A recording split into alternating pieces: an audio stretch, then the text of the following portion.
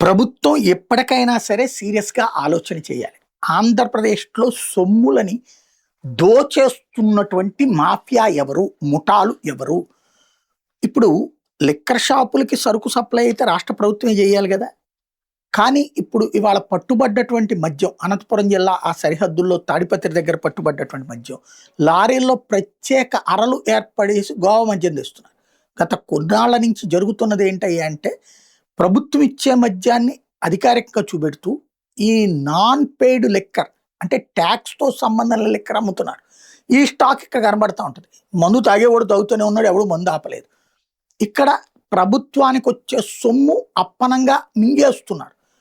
Surprise checks ఇప్పుడు ఒక liquor షాపులన్నిట్లలో గనక ఒక్కసారిగా గనక ఆకస్మిక తనిఖీలు చేస్తే వాళ్ళు లెక్కలో చూపెట్టే మందుకి బయట దానికి చాలా తేడా ఉంటుంది. ఇవి కాకుండా బెల్ట్ షాపులు, పర్మిట్ రూముల్లో అమ్మే మద్యం డిఫరెంట్. మళ్ళీ అది సపరేట్. అవి రాష్ట్ర వ్యాప్తంగా విచ్చలవిడిగా విస్తృతంగా జరుగుతూనే ఉన్నాయి.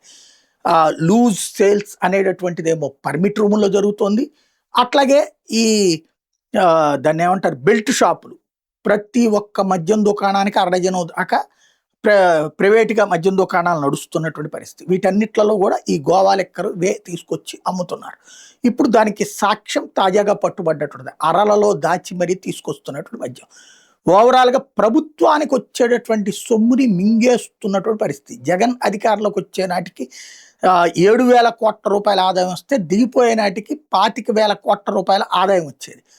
అలాంటి దాని నుంచి ఇప్పుడు మామూలుగా ఆ లెక్కనైతే ఏడాదికి ఒక 3-4 వేల కోట్ల ఆదాయం పెరగాలి. ఇంకోటి ఇప్పుడు బెల్ట్ షాపులు పెట్టారు, పర్మిట్ రూములు తెచ్చారు. విపరీతంగా ఆదాయం పెరగాలి. దాదాపుగా కనీసం 40-50 వేల కోట్ల రూపాయలు రావాల్సిన డబ్బులు రావట్లేదు. అంటే మధ్యలో దోచుకుంటున్నది సిండికేట్. ఇది గుర్తుపెట్టుకోవాల్సి ఉంది.